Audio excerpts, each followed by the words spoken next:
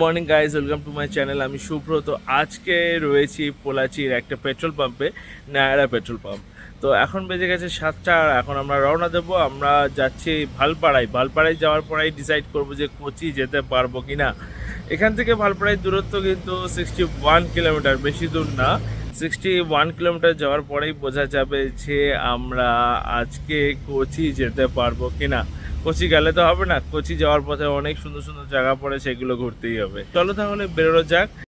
আমরা বেরিয়ে পড়েছি ভালপাড়ায় উদ্দেশ্যে। এখান থেকে ভালপাড়ায় দূরত্ব 60 কিলোমিটার।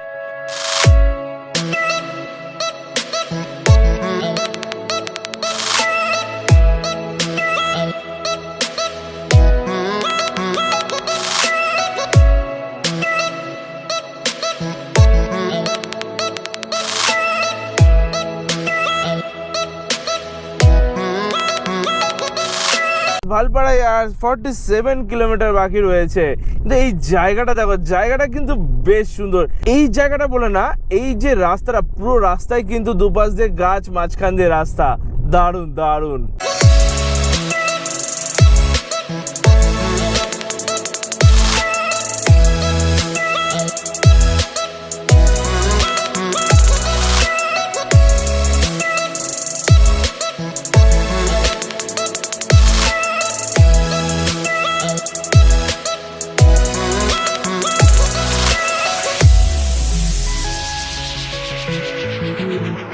সো গাইস, পাহাড়ের দেখা পেয়ে গেছি, কিন্তু আজকে রয়েছে মেঘলা ওয়েদার। উপরে দেখো, পুরো আবছা আবছা দেখা যাচ্ছে পাহাড়ের চূড়াটা।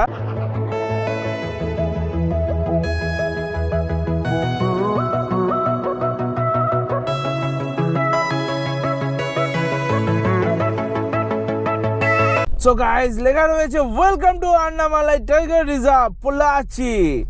তো এখানে চেকিং করতে হবে মনে হয়। চলো তাহলে তোমাদের সাথে পরে কথা হচ্ছে আবার। গাইস, আমি এখন এসে গেছি আলিয়ার ড্যামের সামনে। আমার পিছনে যে ড্যামটা দেখা যাচ্ছে সেটাই কিন্তু আলিয়ার ড্যাম। দারুণ একটা ড্যাম, দারুণ একটা ড্যাম। তোমরা দেখে নাও এই ড্যামটা। এটা কিন্তু আন্নামালাই টাইগার রিজার্ভ। এখানে গাড়ির জন্য নিল 50 টাকা, আর পার পার্সনের জন্য নিল 30 টাকা করে। ঠিক আছে, চলো তাহলে আগে এগোনো যাক, কেন আমরা যাবো ভালপাড়ায় পরে কোচি যাওয়ার চেষ্টা করব। চলো, এখন বেজে গেছে 8:30টার মতো। দেখো ড্যামটাকে কত সুন্দর লাগছে, চারিদিকে কিন্তু পাহাড় রয়েছে। আজকে ওয়েদারটা ক্লিয়ার নেই, আজকে ওয়েদার যদি পুরো ক্লিয়ার থাকতো তাহলে কিন্তু আরও দারুণ লাগতো। এখানে যে আবছা আবছা পাহাড়গুলো দেখা যাচ্ছে, বেশ দারুণ।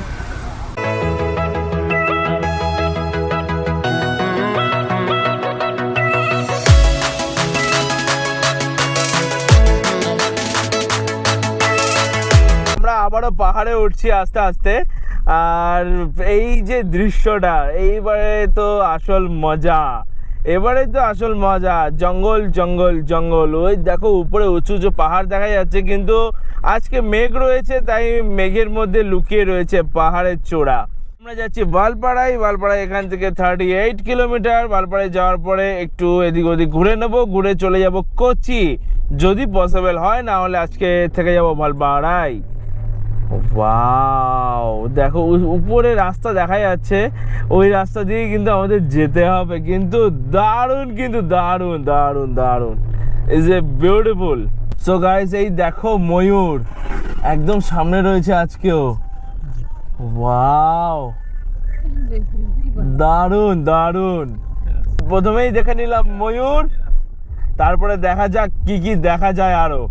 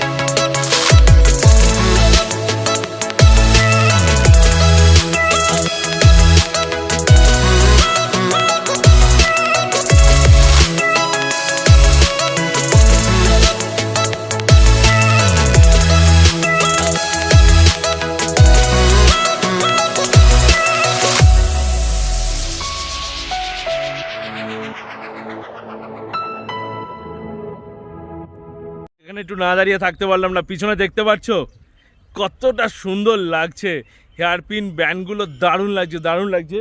বেশিক্ষণ দাঁড়ানো যাবে না এখানে।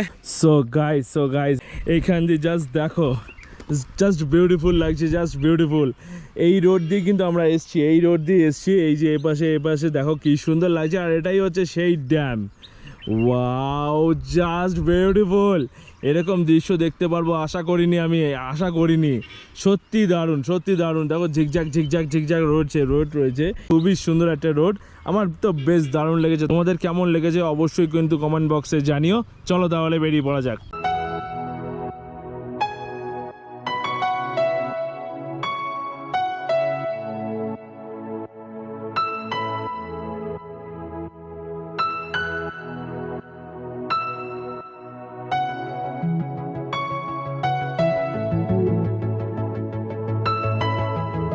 আবারও দাঁড়ালাম একটা জায়গা দেখে, পিছনে দেখো ভিউটা, দেখো দারুণ লাগছে ভিউটা। কিন্তু পাহাড় এমন একটা জিনিস, যেদিকেই তাকাই না কেন সেদিকেই সুন্দর, যেদিকেই তাকাই না কেন। তো পাহাড় এর জন্য সবাই ভালোবাসে। জায়গাটা দেখো, আর জায়গাটা দেখো, সত্যি কিন্তু দারুণ লাগছে। যদি আজকে মেঘলা ওয়েদার না থাকতো তাহলে কিন্তু আরো সুন্দর লাগতো। দেখো আমার কিউট গাড়ি, আর এই চারিদিক, এই রাস্তাটাও কিন্তু বেশ দারুণ।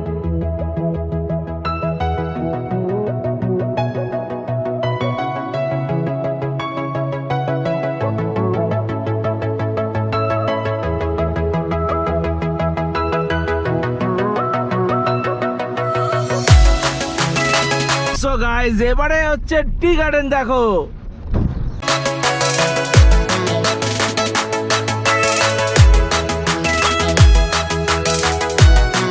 এখানে মুন্নারের মতো অতটা টি গার্ডেন নেই, কিন্তু তাও রয়েছে, যেটুখানি রয়েছে অনেকটাই রয়েছে টি গার্ডেন। ওয়াও, সামনে দেখো यार, কি সুন্দর লাগছে সামনেটা।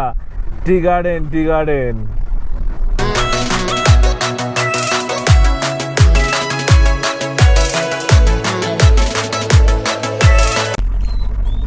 ওয়াও, দুপাশে টি গার্ডেন, মাঝখান দিয়ে রোড।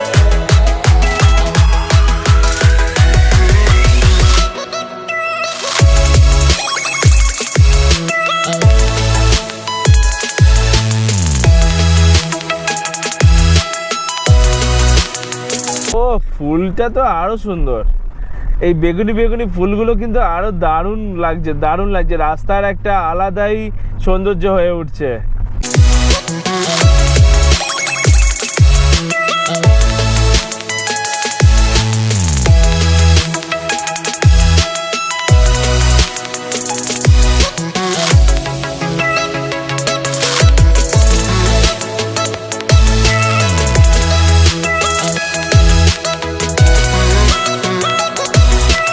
ওয়াও, জাস্ট দেখো यार, এই জায়গাটা তো চেয়েছিলাম, এরকমই একটা জায়গা চেয়েছিলাম আমি।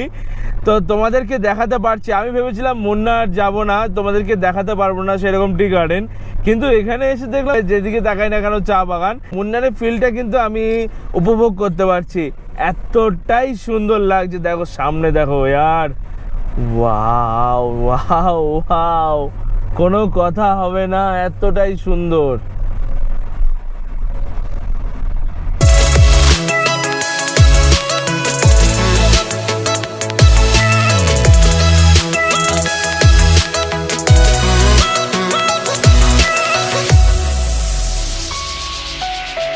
সো গাইজ, এই দেখো এটাই তো চেয়েছিলাম।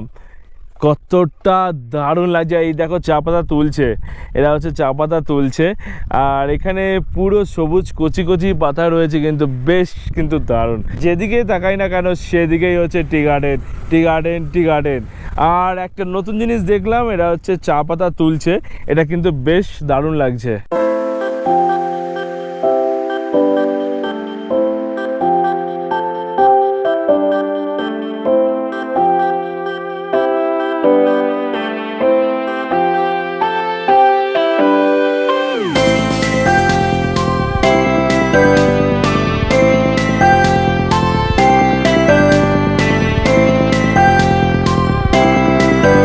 দেখো এটাও হচ্ছে একটা ভিউ পয়েন্ট। এখান থেকেও কিন্তু বেশ দারুণ লাগছে জায়গাটা। গাড়িটা ওপারে রেখে এখানে দোকানপাট রয়েছে অনেক, দোকানপাট এখনো বসে পড়েনি, তো দু একটা দোকানপাট বসছে আস্তে আস্তে। আর এই দেখো আমাদের কিউট গাড়ি, আর চারিদিকটা দেখো পুরো টি গার্ডেন, সুন্দর কিন্তু বেশ।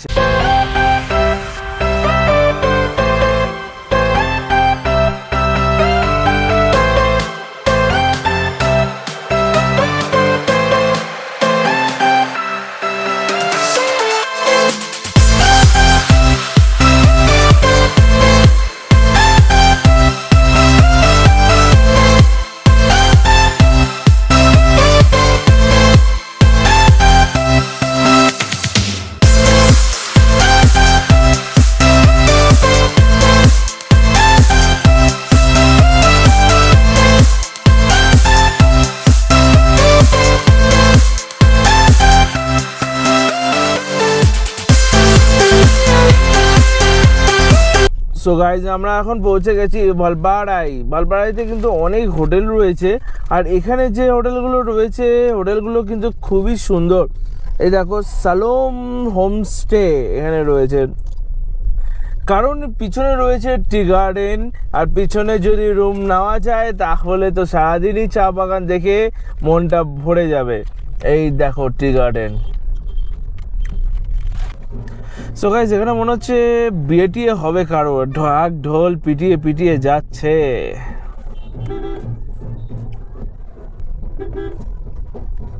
ওই তো বিয়ে বিয়ে কেস, ওই দেখ দেখেছি সেখানে বিয়ে নাকি রাস্তায় নিয়ে ঘুরে ঘুরে বিয়ে করে।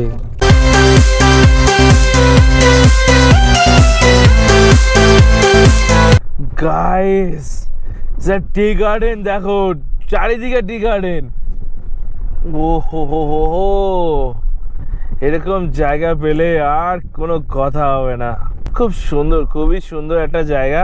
আমি ভালপাড়ায় এসেছিলাম, কিন্তু এতটা সুন্দর যে ভালপাড়ায় সেটা আমার জানা ছিল না, কারণ আমি ভেতর পর্যন্ত আসিনি, একটুখানি এসে আবারও চলে গেছিলাম। আজকেও কিন্তু ভালপাড়ায় তোমাদেরকে ঘুরে দেখাতে পারছি না, তার একটাই কারণ আমাদের কোচি যাওয়ার পথে পড়বে একটা জঙ্গল, সেই ফরেস্টটা কিন্তু পার করতে হবে। 50 কিলোমিটারের একটা ফরেস্ট পড়বে, সেই ফরেস্টে একটা টাইমিং আছে, সেই টাইমিংয়ের মধ্যে না যেতে পারলে আর যাওয়া যাবে না। সেই জন্য আর ভালপাড়ায় তোমাদেরকে এবারে ঘুরে দেখাতে পারলাম না।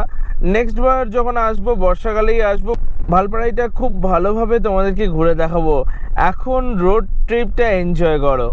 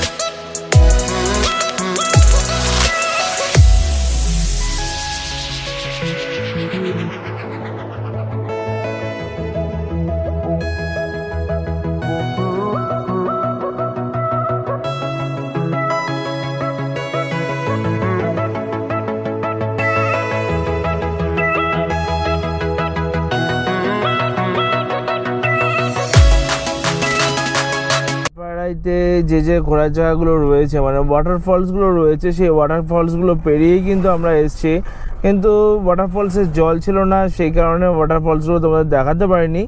এইখানে আমি বর্ষাকালে একবার আসবো, বর্ষাকালে এসে তোমাদেরকে দেখাবো এই ভালপাড়ার সৌন্দর্য।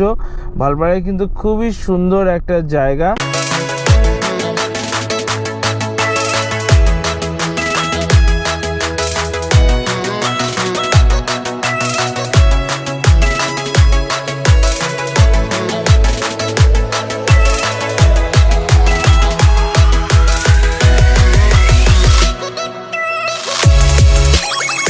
সো গাইস, আমরা এখন এসে গেছি সোলায়ার ড্যাম। এটা হচ্ছে আপার সোলায়ার ড্যাম। দারুণ লাগছে কিন্তু ড্যামটাকে। যদি জলটা বেশি থাকতো তাহলে কিন্তু আরও দারুণ লাগতো। ভাবছি এখানে কি রান্না বান্না করে খেয়ে দিয়ে তারপরে চলে যাই, দেখা যাক কিছু হয় কি না।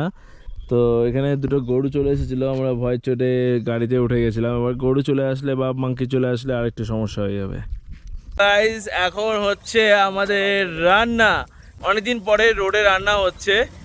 ওই ভাই সাহেব, কি জোরে হাওয়া দিল রে, সব উড়ে গেল গেল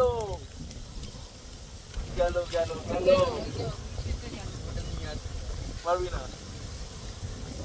গেল, সব উড়ে গেল রে, এত জোরে হাওয়া শুরু হয়ে গেল। ঠিক আছে, মাঝে মাঝে হয় এরকম, মাঝে মাঝে হয়। এখন ভাই চেষ্টা করছে, ওই আলু ছোলার যে প্যাকেটটা সেটা চলে গেছে অনেকটা দূরে, আর পাবো না ফিরে। তো ওইটা আমি বারবার করে বললাম ভাইকে যে ভেতরে রাখ, ভেতরে রাখ, ভেতরে রাখ। ঠিক আছে, লাগবে না, ছাড়, ওটা প্লাস্টিকে রাখা যাবে। তো আজকে রান্না হবে হচ্ছে ডিমের ঝোল আর ভাত, আর কিছু না। আমাদের রান্না কমপ্লিট হয়ে গেছে, এবারে তো খাওয়ার পালা, তাই তো? তো হোমমেড, পুরোটাই হোমমেড। হোমমেড বলতে মা বানিয়েছে, মায়ের হাতে রান্না খাওয়ার মজাটাই আলাদা। তো রাইস আর হচ্ছে ডিমের ঝোল, ব্যাস। চলো খেয়ে নিই ফটাফট। খাওয়া দাওয়া আমাদের কমপ্লিট হয়ে গেছে, এবারে আমাদের বেরোনোর পালা। চলো তাহলে যাওয়া যাক। এখন যাব কোচি। 2টো বেজে গেছে, অনেকটাই বেজে গেছে, অনেকটাই টাইম লেগে গেল এখানে রান্না বান্না করে খাওয়া দাওয়া করতে করতে। প্রায় 1.5 থেকে 2 ঘন্টার সময় লেগে গেল রান্না বান্না করে খেতে। এখনও গোছাগুছি কাজ চলছে, ভাই গোছাচ্ছে সব কিছু, আর আমি একটু রেস্ট নিচ্ছি। চলো তাহলে বেরিয়ে পড়ি।